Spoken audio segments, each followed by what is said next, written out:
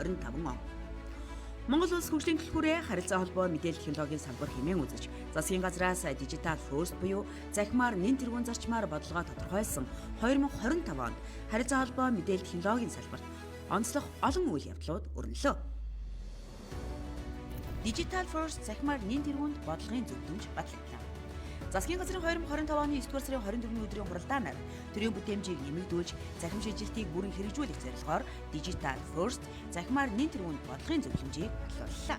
Захим хөгжил инновац харилцаа холбооны сайд Батшуур төрийн шийдвэр гаргах явц, бодлого боловсруулах, үйлчилгээ үзүүлэх бүх төвшөнд технологиг тэргуунд тавьж, цаасан шат амжилгаас татгалзан төрийн бүх шатнд захимаар нэн тэргуун дүрайлгыг хэрэгжүүлж, иргэн төр хувийн хэмжлэлийн хамтын ажиллагаанд тулгуурлан захим шилжилтийг эрчимжүүлж байгааг энэгээр онцоллоо. За энэ ямар учиртай бэ гэвэл бүхэл одоо нийгмийн харилцааг, эдийн засгийн харилцааг захимжуул яаж байгаа. Мөн цаасан бичиг баримт болон захин бичиг баримт ижил төгс хүлээж авнаа. Ингэснээр ямар давуу талтай байх нэгдүгээр хүн суртал байхгүй болно. Эдийн засгийн хэмнэл гарна. Мөн цаашлаад ярил энэ ч одоо e-бизнес гэдэг платформыг амьлуулж байгаа зүйл юм. Тэгэхээр энэ бүхнийг одоо хиймэл оюун суулгаад мөн цахимжуулснаар бол иргэн бодвол төрийн үйлчилгээ авахдаа 24/7 гэсэн зарчмаар авах болцоотой болж байгаамаа. Их хөгжил хиймэл оюуны үндэсний стратегийг танилцууллаа. Монгол Улсын засгийн газрын 2025 оны 9-р сарын 25-ны өдрийн хуралдаанаар захим хөгжил инновац харилцаа холбооны сайд Батшуур их хөгжил хиймэл оюуны үндэсний стратегийг хэлэлцүүлэн танилцууллаа. Монгол улс одоо анх удаа хиймэл оюуны үндэсний стратегт болсон. Энэ стратеги нь 2 үе шатаа хэрэгжинэ. Мөн 2030 он хүртэл хэрэгжинэ. За үр дүн нь юу гэхээр Монгол улс хиймэл оюуны хөгжилтэд нэгдсэн бодлоготой болно. Хиймэл оюун чинь өөрөө бол дэлхийн эдийн засгийн одоо хамгийн тулгуур багнуудын нэг болж явж байгаа та бүхэн бүгдээрээ мэдж байгаа. За Монгол улс чинь хиймэл оюун дээр тодорхой хэмжээний бас ахиц гарсан. Би дөрөв хэлсэн бас e-Mongolia төрийн үйлчлэгээний платформ анх удаа хиймэл оюуны платформтой болсон. Энэ бас чухал зүйл ээ. Монгол улс анх удаа мэдээлэл технологийн үйлдвэрлэлийг дэмжих виртуал бүсийг байгууллаа. Дэлхийн болгон уул уургаагаас хэд хамааралтай амьдрах вэ? Энэ маань модны эдийн засгийн хамаарлыг нэмэгдүүлж байна. Экспорт, эдийн засаг төсөв бүгд хэд хамааралтай боллоо. Энийг даван туулах арга зам бол эдийн засгийн бүтцийн өөрчлөлт тэр дотроо энэ оюуны салбараа дэмжих технологийн төвшил ашиглах. Цөөхөнхөө хамтаа ч гэсэн уудам газармжтай Монгол улсын хувьд хиймэл оюухан технологийн төвшил, аж үйлдвэрийн 4-р хувьсгал буюу технологийн 4-р хувьсгал бидэнд шинэ хувьсгалыг авчирч байна. Энэ бол ирээдүйн бидний асар танд боломж. Ингэж бид виртуал бүсийн журам хуулийг баталсан. 26-ны 1 сарын 1-нд виртуал бүс одоо албан ёсоор үйл ажиллагаа нэ. Үүнд бүртгүүлсэн компаниуд, мэдээлэл технологийн компаниуд нэгдүгээрт бол татварын хөнгөлт эзэлнэ. Орлогын албан татвар авахгүй. За нөгөө нийгмийн даатгалын шимтгэлийг нөхөн өгнө. За цаашдаа дээр бол хиймэл оюун дээр тодорхой хэмжээний хөгжүүлэлт хийсэн бол нийт зардлын 40% нь улсаас одоо грант олгоно. Мэдээлэл технологийн экспорт хийвэл нийт одоо зардлын 70% нь улсаас нэг удаа олгох гэсэн тийм одоо таадаа залтууд орсон байгаа. Мэдээлэл технологийн салбар бол одоо дотоодын бүтээгдэхүүн 2% эздэг. Үүнийгээ өсгөж одоо 5% болгох. Цаашлаад мэдээлэл технологийн салбарыг одоо дэмжиж Монгол улсын эдийн засгийг солонгоруулахад маш ач холбогдолтой. Нийгмийн бүхэл харилцааг захимжуулж, иргэд төрийн үйлчилгээг орон зайнаас үл хамааран авах нөхцөлийг бүрдүүлэхээр хийсэн онцлог ажлуудаа хүргэж байна. Digital First дүрээтэй e-Mongolia 5.0 хувилбарыг нэвтрүүллээ. Монгол улсын хамгийн олон хэрэглэгчтэй төрийн үйлчилгээг нэгтгэсэн үндэсний захин платформ e-Mongolia 2025 оны 9-р сарын 20-нд Digital First дүрээтэй 5.0 хувилбараа олон нийтэд танилцууллаа. e-Mongolia 5.0 хувилбар бол нээсэн албан ёсоор энэ нь бол хиймэл оюунд суурилсан Монгол анх удаа төрийн үйлчлэгээ гэж ойлгож болно. Хэрвээ та бүхэн апдейт гаргацаар хийгээд тэгээд e-Mongolia-г онгоолгуул тэнд бол хиймэл оюуны агент гэж байгаа. Үүн дээр одоо шууд одоо хүссэн одоо зүйлийг бичээд нэг өсний ямар үйлчлэгээ авмаар байгаа бичээд тэгээ нөгөө агент яг чат GPT-тэй адилхан хариулт өгнө. Жишээлбэл одоо би гадаад паспорт шинээр захиалмаар байна. Яаж захиалах вэ гэвэл та ингээд захиалнаа. Энэ хүсэлтэд явуулна уу гэж гараад ирчихсэн. Одоогийн байдлаар тус платформ нь 88 байгууллагын 1268 төрлийн үйлчилгээг нэгтгэн хүргэж 2.9 сая идэвхтэй хэрэглэгчтэй болсон бөгөөд энэ нь насанд хүрсэн хүн амын 90%-ийг хамарч байгаа юм. Нэвтрүүлснээс хойш 5 жилийн хугацаанд нийт 93 сая үйлчилгээг захимаар хүргэж 1.8 их нийт төгрөгийн зарлыг хэмнэсэн нь захим шилжилтийн бодит үр өгөөжийг харуулж байгаа юм а. Өнөөдөр Монголын насанд хүрсэн 5 хүн дотмын 4 нь e-Mongolia-г ашигладаг бөгөөд энэ нь манай улсыг захим шилжилтэд хурдцтай, амжилттай нэвтэрсний илрэл болж байгаа нэгэн жишээ юм а.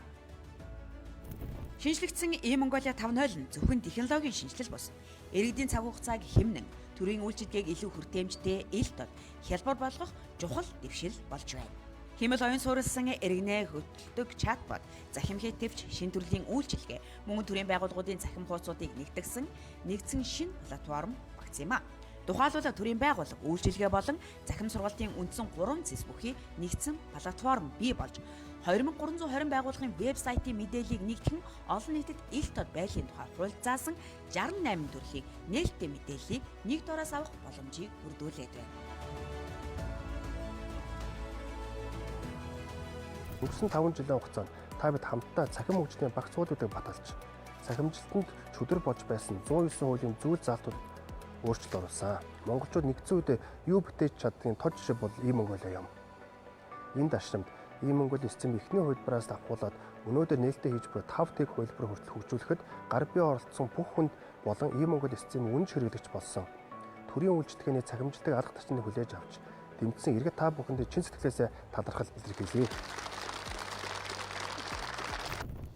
Үндэсний танил нэвтрэлтийн систем Дангийн тэг 2 хувилбарыг хөгжүүлж ашиглалтанд нэвтрүүллээ. Дан 2 системээр нүүр таних хэмэл оюун гадаад утасны дугаар, итгэмжлийн шийдлийг ашиглан Google Authenticator болон Microsoft Authenticator-оор SMS ашиглахгүйгээр нэвтрэх боломжтой болгосон. Мөн аппликейшнтэй болсноор иргэн өөрийн болон хуулийн этгээдийн мэдээлэл, өөрийн нэвтэрсэн төхөөрөмж, авсан үйлчилгээний түүхийг гар утаснаас харах удирдах боломжийг бүрдүүлж чадлаа. Дан 2-ын нэг чухал зүйл нь юу вэ гэвэл одоо бол дан систем нэвтрэлт хийхдээ бол тоон гар үсгээр ордог, банкны дансаар орж байгаа. Аль эсвэл өөрт бүртгэлтэйгээ дугаараараа дамжуулж орж байгаа. Гадаад амьдарч сурж байгаа монгол иргэд бол магадгүй банкны монгол данс байхгүй ч болно, аль эсвэл монгол бүртгэлтэй дугаар авахгүй ч болно, тоон гар үсгээ аваагүй бол e-Mongolia-гийн төрийн үйлчлэгийг авч чадахгүй байна гэсэн гомдлыг ирсэн. Тэгэхээр бол яг одоо бид нэр ан хоёр нь бол бидний одоо гар утастайгаа адилхан нөгөө царайгаар нь таньчихна. Царайг нь таних нь яаж царайг таних вэ гэхээр гадаад паспортны зураг, иргэний үнэмлэхний зураг, мөн жолооны үнэмлэхний зурагтай харьцуулаад 95%-ийн танилтаагууд автомат оруулждаг болж байгаа шүү гэж хэлмээр байна. Тээврийн хэрэгслийн шилжилт хөдөлгөөнийг захимаар хийдэг боллоо. e-Mongolia системээр дамжуулан 5-аас 10 минутын дотор хүсэлтэд илгээж тээврийн хэрэгслийн захим хэрэгжилгээг тоон гарын үсгээ ашиглан авах боломжтой боллоо. За та бүхэнд энэ өдрийн мэндийг хүргье. Монгол улсын засгийн газраас дижитал фойс болон цахимаар нэмт хэрэгүүнд гэсэн болгон зөвлөмж баталсан. Үүний хүрээнд нийт төрийн үйлчлэгийн 90%-ийг цахимжуулна гэсэн зорилго тавьсан. За энэ ажил бол үе шаттайгаар хэрэгжиж явж байгаа та бүхэнд хэлэхэд бас таатай байна. Өнөөдрөөс эхлээд авто тээврийн шилжих хөдөлгөөнийг бүрэн цахимжуулсан. Нэгсэндээ Монгол улсын иргэд хоорондоо авто тээврийн хэрэгслээ e-Mongolia аппликейшнээр дамжуулаад шилжих хөдөлгөөн хийж болно. Өмнө нь бол нэг цагийн үйлчлэгээ болон одоо авто тээврийн нэгдсэн төвдөр очиод доор хаяж 2 цаг ажилладаг гэсэн.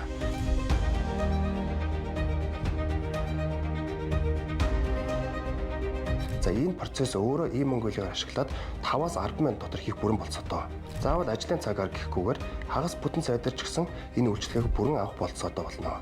Мөн дээрээс нэмж хэлэхэд дугаартай болон дугааргүй шилжих хөдөлгөөнийг хийж болно. Нэг өсөндөө иргэн тухайн дугаараа өөр дээрээ хадгалж болно. Худалдаж авч байгаа иргэн шинээр цахимаар дугаараа захиалаад шууд машинтайгаа холбох гэрчлэгээтэйгээ холбох болцоотой болно гэж хэлмээр байна.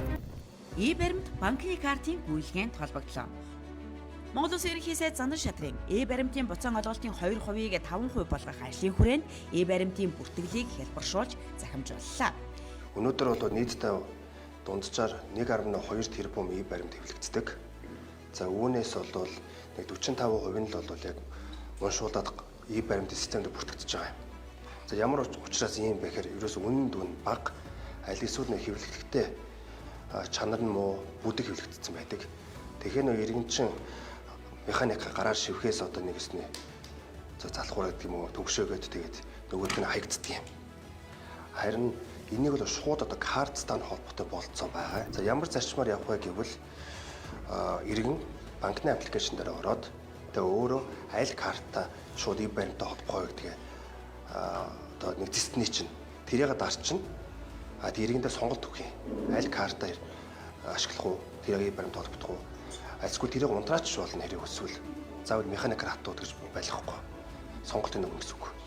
Тэгээд тэр картаар худалдаа авалт хийхээр тэр нь автоматар нөгөө юу л байгаа нь e-баримт аппликейшнтэй холбогдсон чинь. За давуу тал нь юу гэхээр нөгөө нэг 55% нь хаягдаад e-баримт бүртгэгдэнэ. Ингэснээр буцаан олголт өөрөө нэмэгдэнэ. Та бүхэн мэдж байгаа бас ерөнхий сайд буцаан олголтоо 2%, 5% болгоно гэж зарласан байгаа. Үүнтэй ч холбоотой ойлгож болно. E-баримтыг бүрэн захимжуулах ажлыг 2025 оны 8 дугаар сард эхлүүлж холбогдох бүх байгууллагуудад чиглэл өгч ажилласны үр дүнд өнөөдөр хаан хас голомт богд Капитрон төрийн банкуудын картын гүйлгээнүүд нь e-баримттай автоматар холбогдоод байна. 2025 оны 12 дугаар сарын байдлаар нийт 15,023 аж ахуй нэгж картын хялбар бүртгэлийг нэвтрүүлж холбосон картаар худалдан авалт хийхэд баримт автоматар бүртгэгдэх боломжтой болсон. Өнөөдрийн байдлаар 872,164 баримт баталгаажсан байна. Монгол улсын хэмжээнд өрн холбооны хүртээмжийг сайжруулж, алслагдсан орон нутагт 4G сүлжээний хамраг хүрээг өргөдөглөө.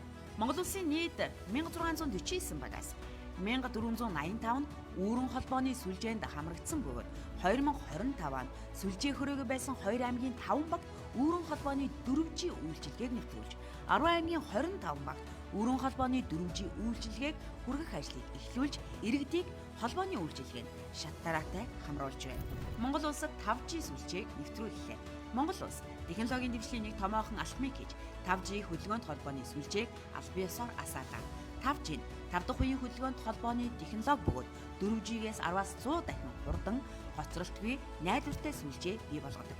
Үүний нөлөө нь зөвхөн гар утас дата хэрэглээгээр хязгаарлагдахгүй.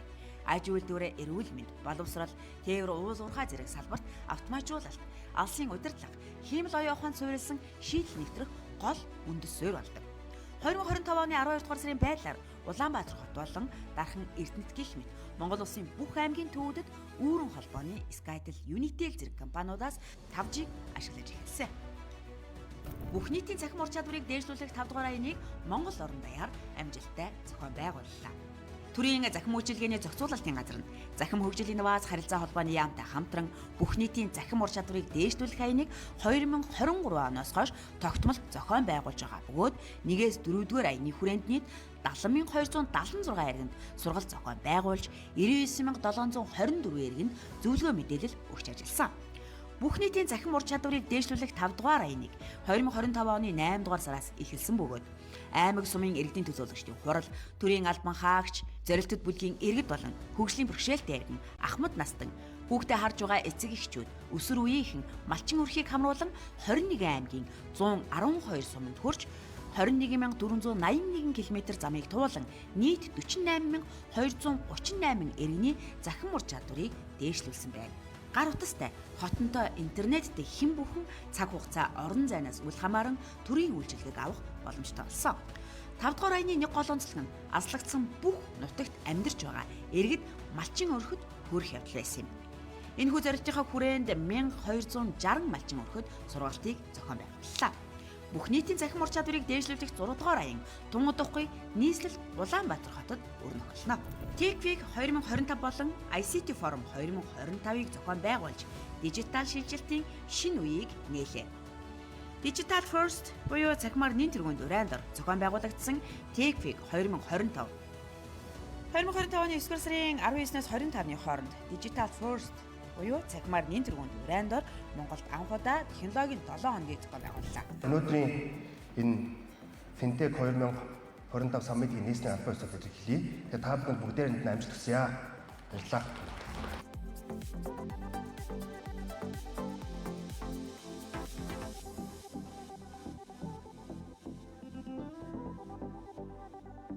Түүнчлэн 9 сарын 26-нд ICT Forum 2025 арга хэмжээг төрийн ордондоо зохион байгуулсан юм.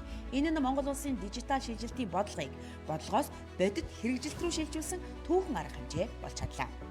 7 хоног үргэлжилсэн Techweek 2025 арга хэмжээнд улс орны өнцөг болон бүрээс нийт 7300 гаруй хүн биечлэн оролцож, захим сувгаар дамжуулан 3 сая гаруй эдэн мэдээлэл авсан. Харин төрийн ордонд болсон ICT форум 2025-д 1140 гаруй оролцогч хүрэлцэн ирж 21 аймагт зэрэг зохион байгуулагдсан орон нутгийн хэлэлцүүлэгт 1900 гаруй төрийн албан хаагч, инженер, багш нар оролцлоо. Түүнчлэн төр хувийн хэмжлийн 25 гаруй байгууллагын хамтын ажиллагааны бодит шийдвэр үр дүн гарсан нь дижитал хөгжил Монгол орон даяар өрнөж байгааг илтгэлээ. За эрхэм хүндэт хатагтай нэрдөө зочид төлөөлөгчдөө ICT форумд 2025 үндэсний арга хэмжээнд оролцож байгаа нийт төлөөлөгч та бүхэн бүгдээр нь өглөөний мэндийг хүргье. Нэгдсэн үндэсний байгууллагаас гаргадаг Захим засаглалын индекс байдаг. 2020 онд Монгол улс энэ индексээр 92 дугаар байранд байсан. Нийт нэгдсэн үндэсний байгууллагын 193 гишүүн орнуудаас 2024 онд урагшилж 46 дугаар байранд орсон.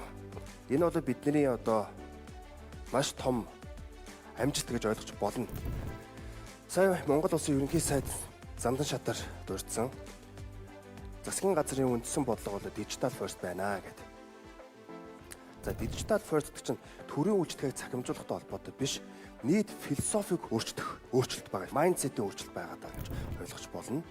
За үүн дээр бол засгийн газрын бүх бодлогоо дижиталд захимаар оруулна. Иргэн хизээж хаанаас ч төрийн үйлчлэгийг гар утсаараа авах тийм болцоог нээж өгч ажиллаж байгаа. Солонгоолох ёстой тэнцэг. Хамгийн боломжтой салбар юу вэ? Мэдээлэл технологийн салбар. Аз намхан далайн бүсийн кибер аюулгүй байдал бүс нутгийн хурлыг Монгол улсад зохион байгууллаа. Ийхүү захим хөгжил инновац харилцаа холбооны яам болон олон улсын харилцаа холбооны байгууллага хамтран Аз намхан далайн бүсийн кибер сургуулилт 2025 оныг Улаанбаатар хотно 2025 оны 9-р сарын 2-ны өдрөөс 5-ны хооронд амжилттай зохион байгууллаа. Энэ удаагийн сургуулилтад Аз намхан далайн бүсийн 26 орны 200 гаруй төлөөлөгчид оролцсон юм. 4 өдрийн туршид үргэлжилсэн тус арга хэмжээний хүрээнд бүс нутгийн хэмжээнд кибер аюулгүй байдлын чих хандлагуудыг хэлэлцэж, хариу арга хэмжээ авах, хамгаалалтыг сайжруулах шийдлүүдийн талаар санал солилцох, бүс нутгийн кибер халдлага зөрчилдөд тэмцэх багуудтай харилцан туршлага судлах, бүс нутгийн хэмжээнд Монгол улсын кибер аюулгүй байдлыг хангах, туршлага, ололт амжилтаас хуваалцах, түүнчлэн Монгол улсын кибер аюулгүй байдлыг хангах хамтын үүрийн хэрэгжилтийг танилцуулж, улсаас сурсан таниулах зэрэг олон чухал арга хэмжээг зохион байгуулсан юм а. Энэ үеэр Аз намхан далайн бүсийн 23 орны аюулгүй байдлын мэрэгжилтнүүд кибер халдлагыг илрүүлэхээр өрсөлдсөн юм. Дос сургуулилтад 23 орны аюулгүй байдлын мэрэгжилтнүүд 15 баг болж, серверийн доголдлыг сэргээх, кибер халдлагыг илрүүлэх болон өрсөлдсөн сэргээлэх бодит сорилт дээр өрсөлдөж туршлага солилцлоо. За яг одоо бол 2025 оны Аз намхан далайн кибер дрил амжилттай явж байна. Кибер дрил гэдэг нь яг одоо цэргийнхаар ирвэл хээрэн сургал гэж ойлгож болно. Right. Good luck guys. Thank you. Компьютераар халдлага дүртөөд үүнийг одоо яаж сэргиэх вэ гэсэн тийм даалгаврыг биелүүлж байна. Тэгэхээр вебсайтыг сэргээ, мөн халдлага ямар чанараар орж ирсэн бэ гэдгийг нь нэгснээ кибер бүрдэн шал ажиллагаа явж байгаа. Тэгэхээр аль баг нь төрүүлэх үү юу хоорондоо өрсөлдөж байгаа гэж ойлгож болно л доо. Уг сургуулилтад манай улсаас нийт 16 кибер аюулгүй байдлын мэрэгжилтэн оролцож, багийн бүрэлдэхүүнд идэвхтэй хамрагдан өөрсдийн ур чадвар туршилгаа олон улсын түвшинд харуулж чадлаа. Харилцаа холбоо мэдээлэл технологийн салбарын гадаад хамтын ажиллагаа 2025 онд Монгол улсад хөгжүүлсэн төрийн захим дэд бүтцийг экспортлох боломжтой боллоо. Сүүлийн жилүүдэд технологийн салбар дэлхийн нийтийн гол хөдөлгөөгч хүч болж байна. Дижиталчлал, хиймэл оюун ухаан, клауд технологи, интернетийн өргөн хэрэглээ нь улс орон байгууллага хүүхний амьдралын хэв маягт олон талаараа нөлөөлж хэрэглээ нь нэмэгцээр байгаа юм. Технологийн салбарын хөгжлийг дагаж эдийн засгийн өсөлт, улс орны өрсөлдөх чадвар, ирээдүйн амьдралын чанар дээшилсээр байна. Монгол улсын хувьд уулгаагаас хамааралтай эдийн засгаас солонгоруулах боломжийг технологийн салбар хэмээн тодтогдоод байгаа юм.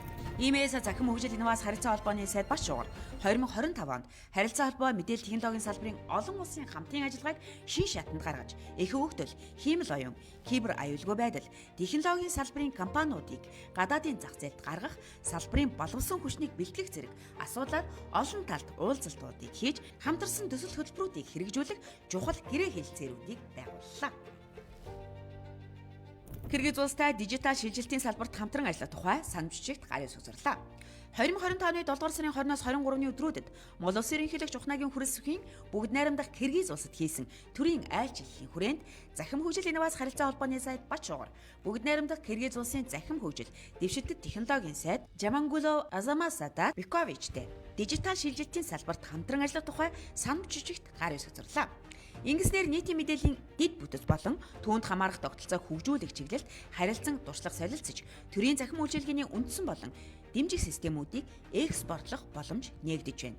Мөн хоёр улс захим хөгжил, дижитал эдийн засаг, төрийн захим үйлчилгээ, хиймэл оюуны чиглэлээр мэдээлэл технологийн компаниудын хамтын ажиллагааг дэмжих, хамтарсан арга хэмжээ зохион байгуулах зэрэг цаашдын хамтын ажиллагааны суурийг бүрдүүллээ. Тажикстан улсын инновац, захим технологийн агентлаг хоорондын харилцан ойлголтын санамж жижигт гарын сүзэрлээ. 2025 оны 7 дугаар сарын 23-наас 26-ны өдрүүдэд Монгол Улсын ерөнхий сайд Ухнагийн хүрэлцэхийн бүгд найрамдах Тажикстан улсад хийсэн айлчлалын хүрээнд захим хөгжил инновац харилцаа холбооны сайд Бачуугар, захим хөгжил инновац харилцаа холбооны яам, Тажикстан улсын ерөнхийлөгчийн дэргэдэх инновац захим технологийн агентлаг хоорондын харилцан ойлголтын санамж жижигт гарын сүзэрлээ. Мөн Азийн хөгжлийн банктай хамтран стартап компаниудыг дэмжсэн тусгай хөтөлбөр хэрэгжүүлнэ. Мөн Аз намхан талаан сансрын хамтын ажиллагааны байгууллагатай сансрын технологи, тандалт судалгааны чиглэлээр хамтран ажиллахаар болсон. Мөн Монгол Улсын үндэсний статистикийн системийн хиймэл оюуны бэлэн байдлыг бэхжүүлэх төсөл 2025 оноос хэрэгжиж эхэллээ. Монгол Улс хиймэл оюун их хөгжлийн ур чадвар олгох 3 жилийн хөтөлбөрийг Oracle компанитай хамтран хэрэгжүүлж эхэллээ. Монгол Улс сахимаар нэн тэргуунд бодлогыг хэрэгжүүлэх хүрээнд өнгөрсөн 9 сард их хөгжил хиймэл оюуны үндэсний стратегийг засгийн газрын хурлаанд танилцуулсан бөгөөд эх 5 жилийн хугацаанд тус стратегийн 4 зорилтыг хэрэгжүүлэхээр 66 төсөл арга хэмжээг зохион байгуулна. Тус стратегийн 2 дугаар зорилт төр хувийн хвшлийн хамтын ажиллагаанд тулгуурласан ёс зүйтэй, хариуцлагатай хиймэл оюуны тогтолцоог бүрдүүлнэ хэмээн тодорхойлсон бөгөөд энэхүү зорилтыг хэрэгжүүлэхээр Oracle компанийн Skill Development Innovative санаачлагад нэгдэн хамтын ажиллагаагаа энхүү эхлүүллээ. Улсын хурлын гишүүн, засгийн газрын гишүүн, цахим хөгжил инновац харилцаа холбооны сайд Бачуурын намрын ээж чуулганаар батлуулсан хууль болоод сонгогдсон тойрогтой хийсэн ажлуудаас онцолж байна. Сонгуулийн шинэ тогтолцооны үр дүнд бүрдсэн 126 гишүүнтэй 9 дахь удаагийн 2 дахь намрын чуулган он солигдох мөчөд өндөрсөн юм а. 2025 оны намрын ээлж чуулган 2025 оны 9-р сарын 15-наас 2025 оны 12-р сарын 30-ны өдрийг дуустал ажлын 75 хоног чуулж 14 хууль 37 тогтоол хэрэлцэн баталлаа. Намрын чуулганаар батлагдсан хуулийн төслүүдээс улсын хурлын гишүүн, захим хөгжил инновац харилцаа холбооны сайд Бачуугарын өргөн барьж батлуулсан зээлийн мэдээллийн тухай хууль, нэмэлт өөрчлөлт оруулах тухай хуулийн төслийг онцлож байна. Монгол банкны ерөнхийлөгч өнөөдөр тушаал гаргаад тэгээд аж ахуй нэгж болон иргэдийг харж ихсалгсан зүйлийг байхгүй болгох гэсэн тушаал гаргасан. Энэ тушаал нь бол одоо зээлийн мэдээлэл нийлэгч байгууллагад бүгдээр нь хамаарч ойлгож болох юм. Нэг ёсны одоо банкуд байна, банк бусууд байна, мөн бусад одоо аж ахуй нэгж байгаа. Ингэснээр нийтдээ бараг 70 мянган иргэн аж ахуй нэгжүүд болоод харж ихсалгах гарч иж ойлгож болно. Энэ харж ихсалгах зөвлөж бол яг үндснээр санхүүгийн ял байгаа. Хүн зээлээ төлсөн байхад 6 жилээр нөгөө нэг харж ихсалтны санхүү ял оруулсан байдаг. 6 жил чинь бас хугацаа. Тэгэхээр энэ бүхэн зүйл баах болоод эсрэгээрээ харин хэрвээ зээлээ цаг хугацаанд төлөөд байгаа иргэдийг илүү урамшуулдаг, оноо нэмэгддэг юм тогтолцоо байна. Харж ихсалтыг халах зээлийн мэдээллийн тухай хуулийн хэрэгжилтийг яаралтай хангуулахаар улсын хурлын гишүүн, захим хөгжил инновац харилцаа холбооны сайд Бачуугар Монгол банкнд шаардлага тавьсан юм а. Улмаар хуулийн төслийн хэрэгжилттэй холбоотойгоор Монгол банк журам боловсруулж 2025 оны 9-р сарын 1-нд Монгол банкны ерөнхийлөгчийн тушаал гарсан. Уг тушаалын дагуу 2025 оны 9-р сарын 10-наас зээлийн мэдээллийн тухай хуульд нэмэлт өөрчлөлт оруулах тухай хуулийн төсөд албан ёсоор хэрэгжиж эхэлсэн юм а. Даруй 7 сар өнгөрч байхад Монгол банк дагалдах журмын өөрчлөлтөөрөө хуулийн хэрэгжилтийг бүрэн хангуулан ажиллахгүй байгаа учраас хуулийг санаачлагч 2025 оны 12 дугаар сарын 18-ны өдөр шинээр томилогдсон Монгол банкны ерөнхийлөгч наран зогтод дараах шаардлагыг тавилаа. Энэ харж ихсаалтын зүйлийг байхгүй болгоод, ангил байхгүй болгоод цэвэр онооны болон кредит скорын систем рүү орсон юм а. Харамсалтай нь энэ бодит амьдралдаа хэрэгжихгүй байгаа даа. Тэгэхээр ингэж хэрэгжиж эхэлснээрээ бол ялчгүй одоо зээлээ төлцсөн иргэдэд санхүүгийн боломжийг нээж өгнө, ахиж зээл авах болцоог нь онгодож өгч байгаа маа. Та үүн дээрээс онцгой анхаарч ажиллаарай. Захин хөгжлийн наваас харилцаа холбооны сайд Батшуугар 2025 оны 1-р сарын 20-нд Сонгон Айрхан дүүргийн 26 хороонд хурдан цэгийн үйлчилгээний ээж бүрэн тоног төхөөрөмжийг гардуул өглөө. 2024 онд 16 хороонд хурдан цэгийн үйлчилгээний ээж бүрэн тоног төхөөрөмжийг байршуулсан бөгөөд ийхүү энэ оноос Сонгон Айрхан дүүргийн 43 хороонд хурдан цэгийн үйлчилгээ бүрэн нэвтэрч дүүргийн 350,000 гаруй иргэн төрийн 451 төрлийн үйлчилгээг нэг дороос харьяалал харгалзахгүй авах бүрэн боломжтой болсон юм а.